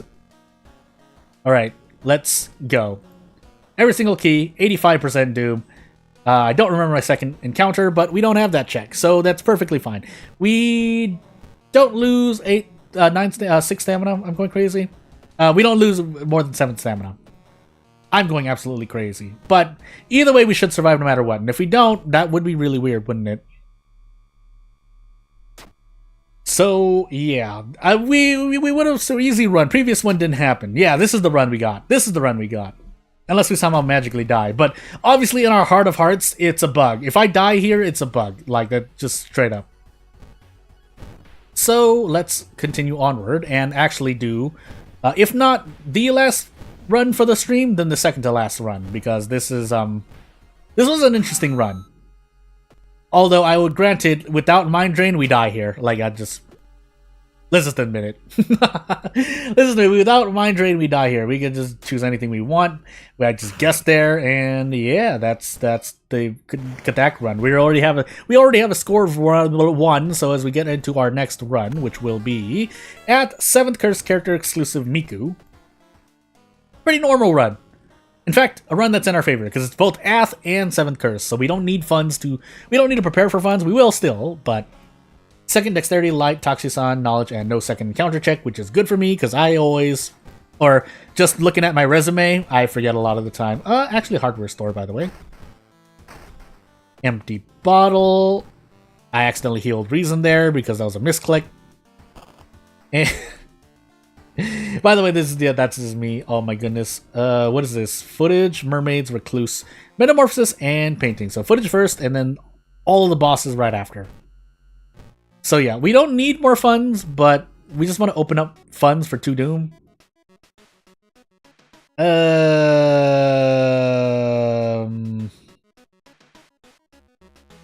have Recluse, so I'm gonna reroll here. I'm gonna reroll one more time. And grab the Monkey Wrench. Alright, good. So, again, part of it is that we are Miku, so I do want to spend some Doom here and there, like this. We're on Ath as well, but that's fine for the moment. Actually, that was not Ath, so maybe because it's a newer spell. Also, you know what I also forgot? My thing. But I was going to say the police station, but then I checked the forest and it was maxed at that level. So, or my mystery, sorry, because I was like, oh, maybe I have scissors, but it doesn't matter because we're in footage now and the forest is at max threat level. That's an immediate police station to patrols in the forest if I've ever seen it, is what I'm trying to say. 4 strength, fail. So be it. Mansion, by the way. And let's see if we get a happy ending this time. As opposed to a, bittersweet ending in terms of, oh my goodness, the Eldritch Parasite.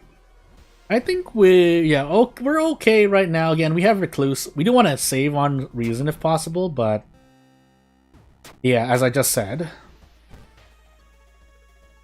Hopefully we don't somehow die to Stamina, though. That's where I regret. That's Stamina, right? So I think this is Doom, yeah. And we'll move on. That's right, we're still taking a Reason penalty, so our Reason could just be thrown into the garbage. Oh, it's definitely being thrown. That was 6 Reason and 2 investigations. I want to repeat that, just to state what happened. 6 Reason and 2 investigations. Now, we got out immediately. But, I mean, that pretty much just only evens and scales, really, in my opinion. So, we might as well heal our stamina, but oh, never mind, we lost Bath. Well, the next best thing is that I think Recluse is not scaled up enough, or it's scaled. The HP value of the roommate here allows me to Broken Bottle, Empty Bottle throw into a 2-turn, but I guess we're gonna find out. What? For some reason, I think the base HP of roommate is 24. I thought it was 22. We're gonna find out. Because I know after 1 mystery, we get +1 HP. That's how we're gonna do backwards math here. As we purposely trade stamina for Reason. We lose the doll, but it's not like we're gonna do anything else with it anyway, unless we had Flood. Flood, I think, is one of the main examples of using the fleshy toy instead of the stuffed toy. Because the max Reason will grant you extra HP during Flood when you usually want to just rest. That's kind of the meta strat that has evolved around that. And we are in things. So, this is 3 damage. Yeah, so we should be able to... I think we'd get a 2-shot here. Yeah, we do. And on top of Protective Carvings, we definitely only take... We take a lot less Reason than we normally would have in Recluse. Anywho. Yeah, 22 base HP. Hey, never caught me live before. Hey, hopefully you're real and not a robot. I think the last stream I did, I had a bot. And I didn't realize it immediately, but... And then I do usually catch on at some point. Sometimes, though, I might miss it. That's just a part of being human. But, yeah. Welcome, real person, real people. Anywho, what specific? So I can talk about this because I feel comfortable talking about it. But the question bot came in and said they came in because of the thumbnail. But the thumbnail was the place. I think it's still the placeholder thumbnail for Wednesday. And so I was like, it started saying more things, and I'm like, wait, thumbnail? And I think there's one other person who was kind of suspicious as well. And so I was just like, oh, and then I just stopped talking. So, yeah, that's kind of the norm right now, and obviously because, well, just in general streaming, but also video games have, that just comes popular. Nice 11 roll in dexterity, by the way. I think that is normal for, anything that becomes popular, right? It's going to get infested with something that is trying to exploit human beings in general. And in this case, video game streams, content, comment sections on YouTube specifically as well, if we're talking being more specific, but also, bots trying to advertise things. And sadly enough, if it were not successful, it would not continue going on. But apparently it does work. And it's hard to, I think we can transition to another topic as we're kind of autopiloting here for the moment, although we are experiencing some issues. I don't want to run away. Oh boy, this is, I think what I can do... No, I can't, because then I have to do this twice. I want to trade reason for stamina. We can't, though. We're taking less damage, but at what cost? Help! I still want to, though. I still want to. But, for the moment... So we're going to trade 4 reason for 2 stamina here.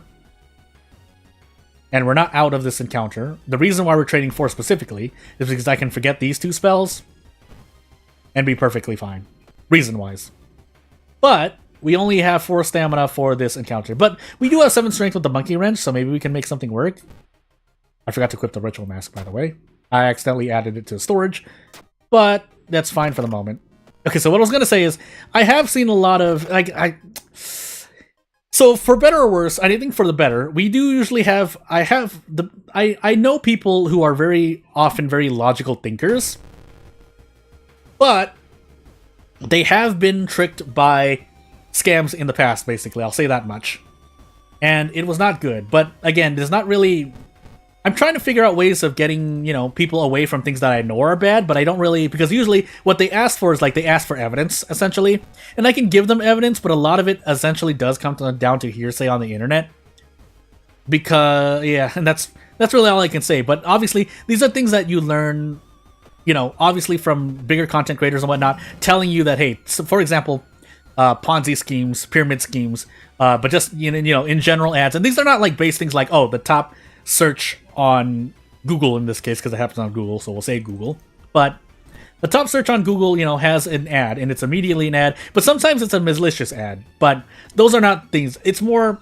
one step above things like scams that are, websites that are selling things, but they take you to a website and usually they're, key logging, just trying to take your password from, say, PayPal, your bank account numbers, so on and so forth. And so I'm trying to say, well, these are just scams, and they kind of, the people around me that I know, they don't believe me, and so it's just like, I don't know how else to say, because it's not really, when you look up certain specific things, and it's not like these people are tech illiterate either. They're on the internet a lot, that I'll say for sure. But some of them are not, tech savvy in terms of these things. So it's like, I don't know how to successfully persuade them not to do these things. And again, there are times, because all it takes is one success, right? One success in terms of, oh, I successfully, in this case, one of the examples, I successfully bought... Oh, painting with 1 stamina. Oh my goodness, I have to do this. I successfully bought this from this, or this works. Basically, the thing that is, hey, they allow you to succeed once. I'm gonna do this.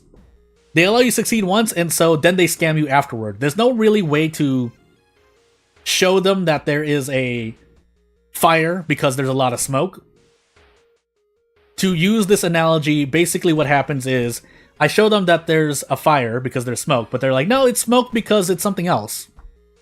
That's the best way I can put it. So I'm trying to figure out how to successfully persuade someone that wants more evidence than what I can, saying, oh, there's a recurring pattern and it happens a lot, because it really frequently happens to me. It's like, Oh, yeah, Jordan, it doesn't help that a lot of things I say sometimes and to these people actually is not like, and again, it happens is like, oh, I'm successful once, so it must be real. And I'm like, no, there's a pattern, and the counter argument, well, it's a pattern. You say it's a pattern, but that's just hearsay. And I'm just like, get scammed, I guess. The part of that sucks is that sometimes they rope me into these things.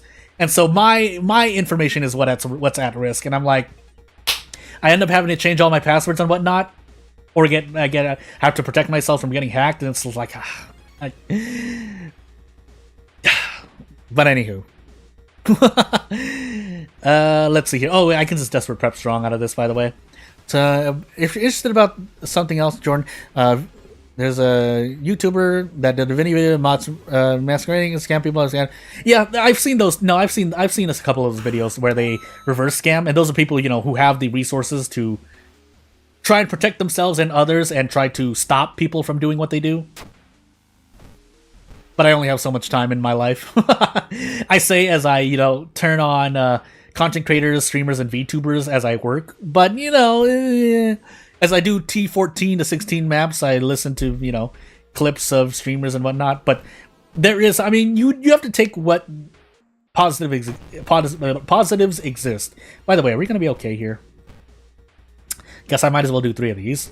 It's Glitch Magician, so I only get reactions. Otherwise, is this better? I feel like this is better. Oh yeah, this is better.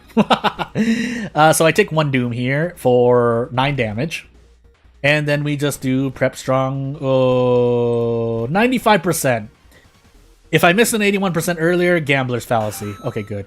I'm not that unlucky at least. But anywho. Things. Again, there is a part of it that we have to get back, by the way. My Doom is too high. I guess we just live with what we get. Yeah, we just have to live with what we get. We have 78% Doom. We're about to enter painting with like 2 stamina. 0 stamina, sorry. My mistake. I think we just die here, right? I should have noticed the face. I think that results in me not dying. This is a bug, by the way. This is not normal, so I'm actually gonna restart the whole game. Never mind. I think we're fine here. We do get reset, though. I should at least show you the scoreboard, but pain. We'll do at least 1 more run. Oh yeah, so what I was trying to say earlier is, again, there are aspects of me, and I'm not a perfect human being by far. I know where I am, and it doesn't help that I am what I am in life, and so people sometimes don't look on me positively in that way. In this case, basically, one of the big examples as I get into Zectess, Knight Errant, character exclusive random item Yashiro. Oh, this is going to be an upward battle. But yeah, they look at my they're like, okay, Jordan, what do you do? Oh, I'm like, oh yeah, I make, or whether I say I make software or I'm a game dev, it's like, how successful are you? It's like, and so people are like, and I'm just, and that makes that, as it turns out, the less successful you are in life, the less people are willing to trust you in general. But Charisma, Light, Takushi-san, second, maybe Strength. There's a lot of non-stat checks. But anywho, the other part I wanted to say, I forgot I was going to say. Never mind. Maybe I'll remember it later. But anywho, moving on. We're just going to set a legal den. If we're this unlucky already, Knight Errant Zectast. I have to repeat that to myself because that's how much pain we're in. But it's not impossible. It's the start of the run. But since I don't really allow myself to reroll mysteries, it could be very bad. I see Household Hell immediately. Botanist, Bulletin. Oh, this is so much pain. Oh, the moment we get roads closed, I think we die. So, to put this in perspective, stuck in the mansion, stuck in the forest, a long mystery, the longest mystery in town, plus side quest, I think it's like 11 investigations guaranteed. Well, 10, really. No, 11 investigations. 11 investigations, painting stuck in a location, vigil stuck in a location. We start somewhere. Start with Bulletin, I guess. And away we do have both second checks, so I should try to remember things. Run Knight Errant. I'm gonna actually tree for funds. I treat for stamina for some reason. We got flashbacks. Okay, maybe this just might not be the run. We do need to increase dexterity. Holes took away charisma. That's unfortunate. We actually do need to get rid of this, actually. That's quite bad for us. A legal den, meat cleaver. Maybe I should have just taken Vigil first, knowing what I know now. It's a hindsight argument, but hey. Yeah, this is quite a bad run. I made decisions, and I thought they were going to be successful, and pain. 7 clues on the 7 on the lighthouse mean gotta learn those. Just some helpful info. Yeah, it's things. Now, thankfully, Zictas gave us strength, but we need charisma, and we need... Well, now we need perception. But I promise you, the moment we get flashbacks again is when we probably gonna just guaranteed to die. So, to be fair, though, this is not Yashiro's fault. This is a me and RNG fault. So let me investigate this first before I forget. Yeah, find the World Horror Wiki. I think Webweaver made a guide on the lighthouse sigils. So I was going to make one, and then there was one already. So I just, there is one available on YouTube. I think if you put World of Horror Lighthouse, otherwise, I mean, the algorithm has not done its job. But anywho, we get dexterity. So I think did we get dexterity and perception? Am I going crazy here? Well, at least we only need to increase charisma now, but our doom is still quite high, and we're also on Knight Errant, keep in mind. So we have to do our best. Can I at least roll that check? Please? Please? Oh, whoa. Enter the portal. Maybe we just get frostbite. Or we could... You know what? Gambler's fallacy. Give me the katana right now. Nope. Roll the 12. Oh, yeah. But if you keep watching this video, I'll go through. Yeah, in about 20 seconds here, I'll go over the lighthouse sigils that we have. It's not all the sigils, but pretty much anything on the lighthouse is like 75% of the lighthouse. Do I even want to fight this? Oh my goodness. Can I even fight this? This is a beast encounter. 75%. Let's go for it. So when I said 20 seconds, please give me 40 more seconds. We're gonna do it again because the chance of me missing 275. Like if I don't hit this, okay, I was about to say, the stream needs to end at some point. So, oh goodness gracious, I did do the thing. Yeah, I did. I put the force note. So let's get into this lighthouse.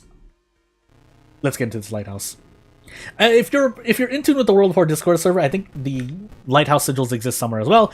But in almost every one of my videos, I go over the lighthouse sigils. So at some point, you're gonna learn them all if you keep watching and or listening to my videos. So I set them usually from top down order. But if we're looking at the sigils, so this heart with an arrow pointing into the heart is a charisma check. You need 8 charisma, or you lose 2 reason. The double prism here that you see here, triangle, with a little dot in the bottom triangle, this is your second mystery check. It's going to ask what your second mystery is, and you get a multi-choice answer. If you fail, you lose 5 doom.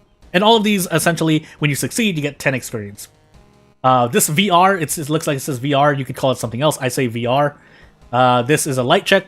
If you have a light source in your inventory somewhere, whether it's equipped or not, you can choose to light your way, and you pass the check. If you don't, you lose 3 reason. I don't know why it's 3 reason over the 2 reason here, but hey, this square here is essentially this is the second encounter check. You get a multi-choice, 4 choices, and you have to remember what your second encounter is. You could say it's a picture of something as well, but I remember it as a square because it's one of the only squares, if not the only square sigil you have. This little human being, this little key, whatever you want to call it, butterfly, circle with a dot in the center. This is Takshisan. If you see the sigil, I think this is the pin Takshisan has on his shirt, if I recall. But essentially, you're fighting a 2 to 3 doom encounter. I forgot how much damage he does, but he does doom damage. Relatively easy, unless you're, for whatever reason, you're gonna get slapped. Yeah, may learn through osmosis from the vids and things. And then this upside down triangle with the cross and these square X's here is a strength check. It's easy to remember because it's the sigil that is most distinctive in that it's an upside down triangle with a cross. And it's your strength check. You have 8 strength, otherwise you lose 3 stamina. And there you go. And that's a good number of sigils. If anything, at least learn the non-stat sigils, which are the second mystery checks. And maybe Takshisan. I say start small and work upwards. But anywho. Hell, botanist, painting. Yeah, this is it's really bad. We're gonna take botanist next. Maybe we take painting after. Depends on how much stamina we get. It would be nice to pass more than if I could pass even 33% of my events, that would be nice. That's just not. That might not even be the theoretical probability. You may even actually fail like 75% of your events, depending. I don't feel it's that high though, but maybe it is. Feels like it is, so our stamina is definitely not improving by any means. But I guess we'll find out, won't we? Yeah, because in any of these two-phase mysteries, I'll call them for the moment. That's just a made-up term I made. That's not real. But essentially, any mystery where you're in a location, I don't know why I had 1 charisma anyway, but we rolled a 9 plus 1. I knew better than this. I knew better than this. Your luck is terrible, and this game definitely feels like it hates. Yeah, definitely feel like if you had to ask me yes or no question, yes or no answer only, Jordan, answer the question in this debate. Is World of Horror more RNG based than most other roguelikes? I would say yes. But obviously you can skew things in your favor. But even if you're, say, playing on Cultist just outright, you're definitely there is a degree of RNG. That being said, though, we are looking at Harbinger as we get into Cthulhu Scars, character exclusive random item jury. So yeah, and I am playing on Harbinger, which is where RNG will matter the most. Obviously, it definitely pushes it that way the most. On Cultist, I think on Cultist you definitely have like a near 98% win rate once you understand what you're doing with base events and enemies and mysteries. But that doesn't mean that yeah. So there is an asterisk to that yes or no question, but I would say compared to other roguelikes, yes. And for the sake of argument, we won't include games that primarily feature RNG as their main, quote-unquote difficulty for a roguelike. Because at that point, anywho, that's the whole point of those games. Whereas roguelike games in general, they are kind of a test of your knowledge and application. With certain nuances. Sometimes action, sometimes... Okay, let's get into this last run. Knowledge, light, charisma, second encounter, toxicon, and maybe strength. Did we get anything different? Oh yeah, we did. One thing, really. So this is the knowledge check. The knowledge is a hand with an eye in it. And if it's doesn't look like a hand to you, just know that this sigil is the knowledge check. You need 8 knowledge. So the dexterity check, I think we'll say really quickly, if it's a circle with, 3 spikes on the bottom. That's the best way I can explain that one, I think. If I'm getting it wrong, let me know. Otherwise, yeah. If nothing else, try to remember your second checks, the sigils for the second checks, and then right after that, learn Takusan, because those are the ones that will, those are the ones that where it's based on human error rather than the game just deciding to give you 3 flashbacks and now you can't pass the dexterity check. The other reason for that kind of priority in remembering is, in my opinion, is that I had it in my mind. I bumbled myself over. I'll remember what I was trying to say in a moment. But goodness, I forgot what I was gonna say. Gosh dang it. Hopefully I'll remember. Metamorphosis, Hell Flood, Sailor's Ramen. Okay, well, Sailor's Last He'll take Hell now. And we'll see what happens. So we're gonna do some jury strats here. Checkbook has gotten a lot better, but I'm probably gonna use it twice still before we enter the illegal den and grab the army knife. Now, we are in random item stats, so we're not dealing as much damage, but we'll deal with it. What was the reason I said second encounter? What was the reason why? Why did I want you to remember the second checks? Gosh dang it. That's really bugging me now. Anywho, well, there's a lot of RNG. There's also a lot of resource management in the game knowledge to use in this one. Yeah. So if you're not playing on Harbinger, basically, if you're playing on True Believer, which is the most, I think, balanced difficulty you can play as, once you learn enough of World of Horror, that doesn't rely on as much RNG, but I mean... Let me say something. Let me just complete the thought. True Believer is still quite easy, basically. So Harbinger is I think the most balanced.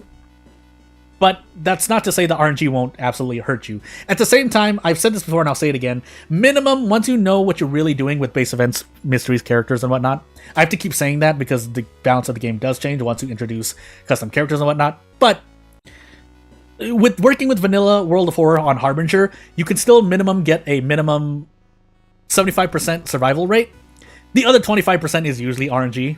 So, yeah. But, yeah.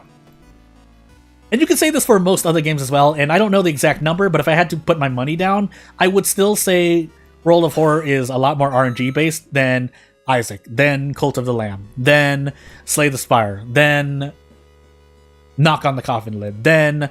Moonlighter, even though Moonlighter is more an RPG, but I'm just thinking of things. Then Hades 2, Hades 1, so on and so forth. So Those are like all of those games are quite popular. So I think that's a fair. I think that's a more fair assessment than a non-informed opinion. That sounds a bit disingenuous. I think that's a fair opinion. I wouldn't say it's unfair. I think it's quite a fair opinion if I were to be confident in myself. So yeah. We're on all perks, I think, right? Please tell me we're on all perks. If we're on all perks, we have a fighting chance. We are not, so we're just gonna take elusive. Goodness gracious. Heck, then even Path of Exile rolling on mods on your T14s, T16s, T17s. So hey, Metamorphosis, by the way. I could have taken Flood, but we'll take it after Metamorphosis when I get hit. So this is a very specific piece of advice here, but I take Metamorphosis before Flood because the current meta strat in version 1.01 is that in Metamorphosis, usually you're going to get hurt a lot because the boss does all damage and it's quite tanky. But in Flood, if you take Flood right after, in Flood by itself, you end up resting a lot, and so you heal a lot of HP.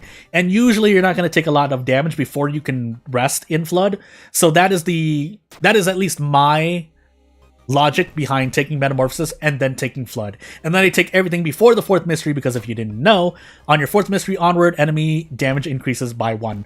So whether it's all damage or stamina damage, you know, it's nice that an enemy that only does 2 stamina damage goes to 3 and you can brace. So 2 stamina, 3 stamina damage, but an enemy that does -2 all damage now does suddenly -3 all damage, and now you definitely want to brace. But, you know, things to consider. If nothing else, like if I had to introduce a game and World of Horror is on sale, if you want to get into roguelikes, like, you know, World of Horror has its bugs, but at least it's controlled enough where, and it's bite-sized enough where you're not really, otherwise, I mean, you know, buy Slay the Spire. Slay the Spire is a deck-building roguelike, but it's still a roguelike, and you can learn you can learn basically the strategies of how to go in. Technically Isaac as well, but I don't know if you want to start with Isaac if you want to do a roguelike. But if you like Isaac in general, I can see why you would buy it, as someone who has not played Isaac yet. But, again, I do my due research, so I feel. Heard of Slay the Spire, but never, yeah. Slay the Spire is a very, very vanilla base level roguelike, but it's a deck builder. So if you see me play, I mean, I will be playing Slay the Spire again at some point during the week, but it is a very nice and balanced game. Obviously, at a point, you're working with broken builds, and then you're working with ascension levels. If you don't know what I'm saying in terms of these terms, it's fine. All you need to know is that Slay the Spire is definitely it has a high skill ceiling, but the floor is definitely a lot lower than a lot of other roguelikes, in my opinion. And if you don't like playing action roguelikes, then yeah, if you want strategy instead, Slay the Spire is definitely good. But Rogue is also why the roguelike thing is it. I think the game was specifically called Rogue. So anywho. What did I want to do here? I think I may even want to do a thing. Never mind. I think what I actually want to do is trade 2 stamina for reason here.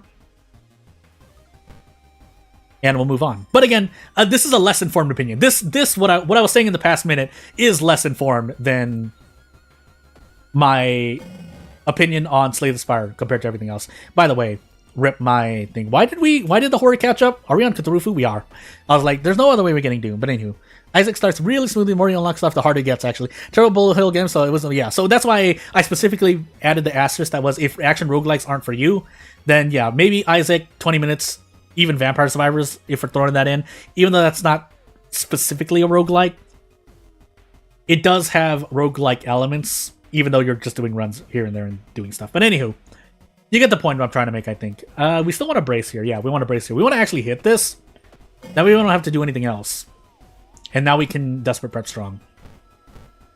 But anyway. Darkest Dungeon. I wouldn't say Darkest Dungeon is the most roguelike friendly. You can definitely start with it, but I think it's definitely, as in terms of its gameplay loop, it's a bit more niche like World of Horror than it is more, I would say, like a vanilla experience like Slay the Spire, if that makes any sense. I think I'm wrong. I think there's more I could be wrong on at this point, but as someone who's played Darkest Dungeon 1 and 2, I feel, especially when I look at the average, like, gamer opinion on it, if you're someone who, like, if I'll put it this way, So if you like playing video games and you're very efficient, whether you're good at strategizing, whether you're good at action roguelikes, or just a good player in general, Darkest Dungeon is definitely going to be friendly to get into. That I will say. But if you don't know what you're doing as much, especially in the roguelike genre, you may more likely get frustrated than you will just grind over and over. And if you don't mind banging your head against the wall, then that's perfectly fine for Darkest Dungeon. You could play Darkest Dungeon and then you have some fun with it. But if you're anything of what I stated earlier, you might be more. Again, I don't know you or anyone else as a gamer specifically, but if I'm looking at the general sentiment and then I apply that to my own thinking and saying, okay, what is this like? I don't think it's as beginner friendly in the roguelike genre. But again, if you like the whole, if you want to learn a game, you'll learn it. But that can apply to any game. So that's why I'm trying to think more a general argument. Enter the Gungeon. Oh, Enter the Gungeon is definitely, it looks like a very complicated bullet hell type game, but I actually think Enter the Gungeon is again, another game where low skill floor, but definitely higher skill ceiling. And as you make things more difficult for yourself, can be a more complex game. But I think it's still friendly enough for you to get into, because it's a game that, to me, you play it and yeah, it looks basic at first, but then as it gets more complicated, you learn with the game basically, and your experience, and I think your overall skill level does grow with that game. Basically, I do think Enter Gungeon is top 15 minimum, top 10 to 20 games where if you get good at playing Enter the Gungeon, really get good at playing Enter the Gungeon, I think your general skill level as a player will increase.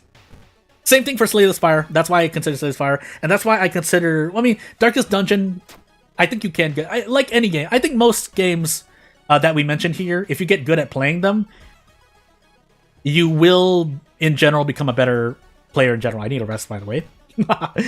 But and sadly enough, World of Horror is not one of those games. I think World of Horror is more on the easier spectrum.